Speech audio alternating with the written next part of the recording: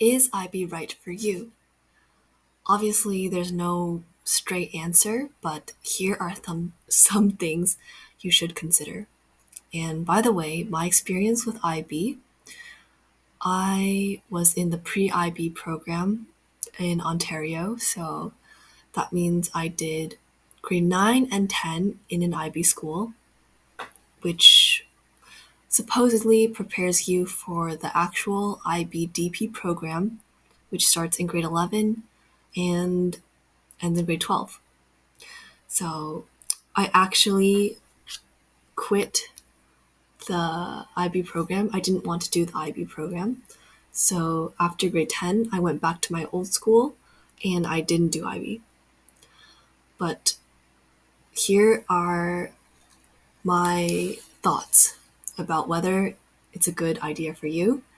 So first, I'll be talking about the school experience. Like, how is it different from your normal school without IB? Two, is it right for you? And three, some factors to consider. So, first of all, you take a lot of the same classes with other IB kids. And IB, at least for me, there weren't that many kids doing it. Like, I'd say maybe around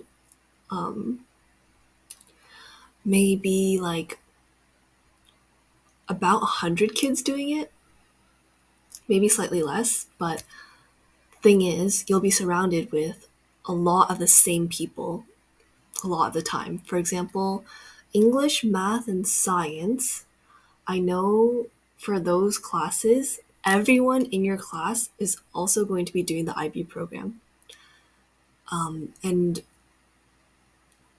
for example, if you're taking gym or something, then you'll be having the class with kids who are not doing the IB program. But if you're taking, like, you will be taking English, math, and science, you'll be taking it with other kids who are also doing IB. So you'll be seeing a lot of the same people a lot compared to normal school, where I guess just a school without IB.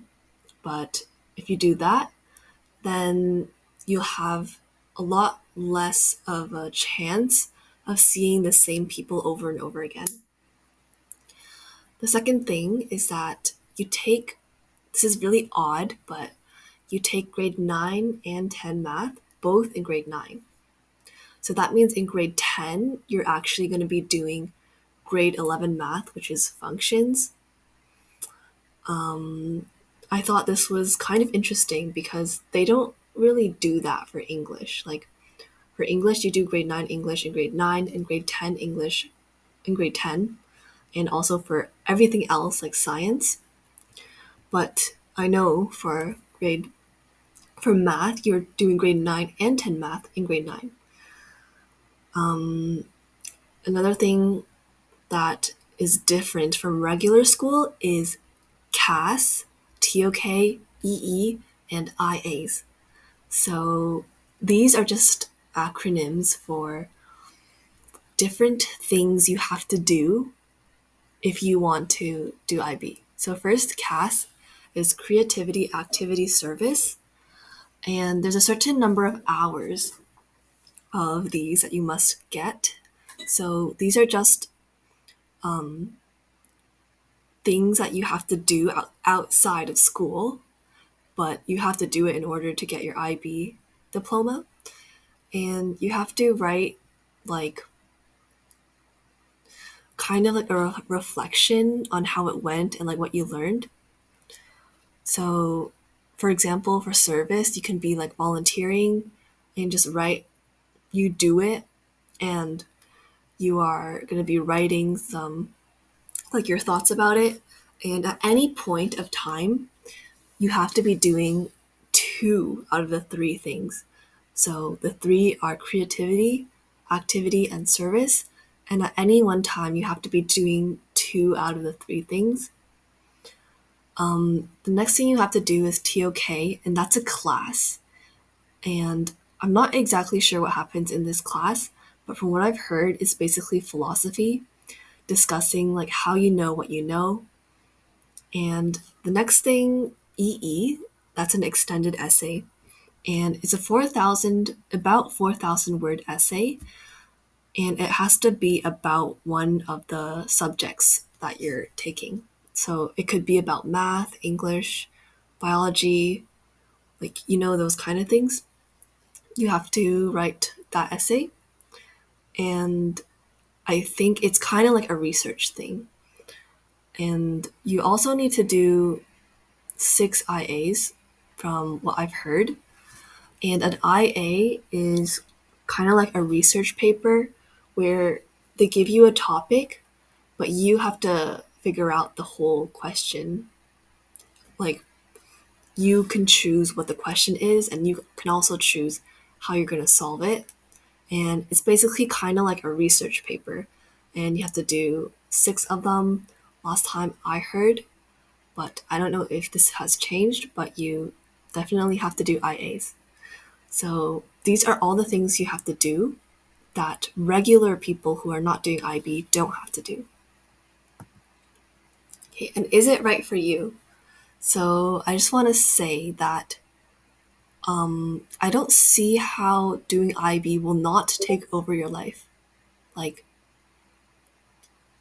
it's going to take over your life if you're doing all of those things that regular people don't. Like CAS, that's basically taking over your life that is not going to school.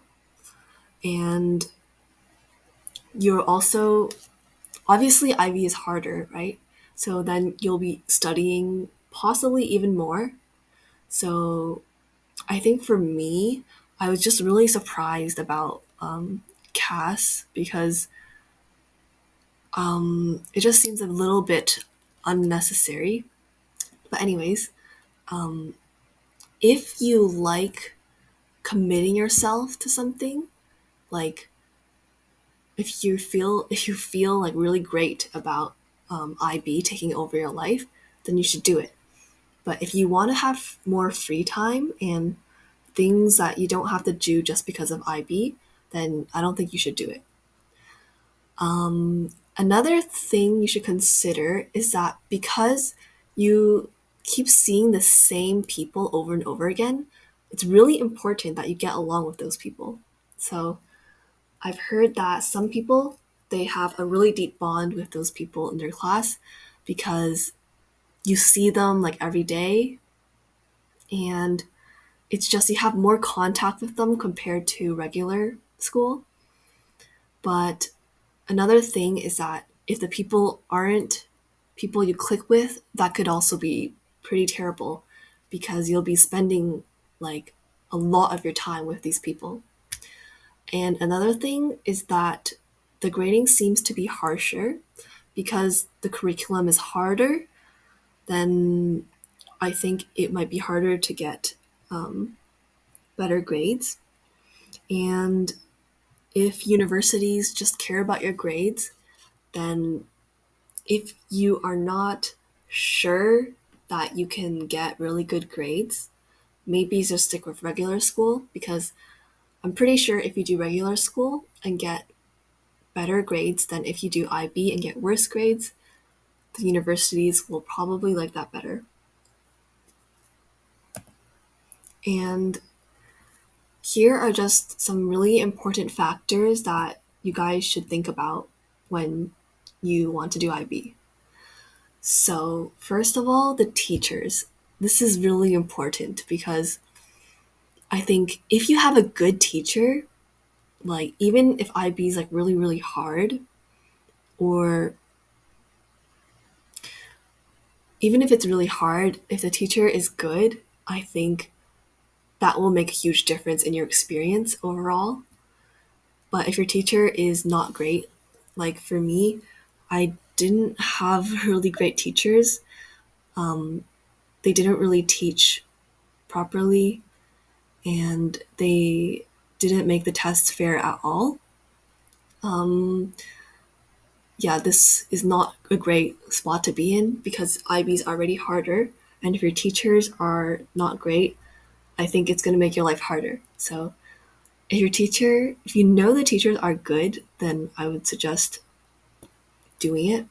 But if the teachers are not, then I would not suggest doing it. And another thing is the people. Like I already mentioned that you'll be spending a lot of time with the people there. And you have to make sure that there's no way to guarantee, of course, but if you know that your friends are going to go to IB and you're also going to go to IB, I think it would be a lot safer to go if you know that you'll have like people that you know doing it too. Because if you don't have any friends and you're that are going to IB and you're going, that's fine too, but it's a bit risky because you don't know for sure if you're going to make friends. And the thing about IB is that you're going to be spending a lot of the same time with the same people. So it's important that you can get along with these people. And here is my experience. And you know, I already said, but I quit IB in grade 11. So I quit before it even started, but I did pre IB, which is grade 9 and 10. So this is just my experience. So I think personally, the amount of work that you put into it isn't worth what you're going to get out of it. Because imagine you're doing like CAS, TOK, EE, and this basically takes over your whole life. You're studying, you're doing everything just for IB. But at the end of the day, what do you get out of it? The only thing I can think of is stress because I feel like there isn't really like much you can get out of it. Some people say you can get better time management skills, but just because you're super duper busy doesn't mean like your time management skills are gonna get better. If you know what I mean, because actually that doesn't make sense. But what I originally thought was that if you're doing regular school, that's already pretty difficult. So if you're doing IB, it's just making it worse. And I think even if you do get time management skills, the stress is not going to be worth it. That's what I'm trying to say. And universities, I don't think they'll really care too much if you did IB because if you didn't do IB and you got really good grades, and if you did IB but your grades are okay, like they're probably going to choose a person who got good grades and didn't do IB. And IB is harder. So I guess what I'm trying to say is that if you can kind of guarantee that your grades are going to be high, like if you're the type of person who really likes school and really likes studying and just playing the game of school, if you like that, then it would be good for you because if you do IB and you get really good scores, like I think that's going to be good because you also enjoyed the process. But if you're not like that, then don't do it. And also for me personally, I was in that situation where none of my friends went to IB, but I got in. So I decided to just go and see how it went. And it went horribly because I couldn't click with anyone in who was doing IB. And that made me feel like I was weird because I didn't click with anyone, even though in reality it's just the people around me. I just happened not to click with them. So it's pretty horrible because if you're in school for like 6 hours a day, you want to at least have one friend, one close friend, or two close friends that are in some of your classes because you'll be spending a lot of time with them. So yeah.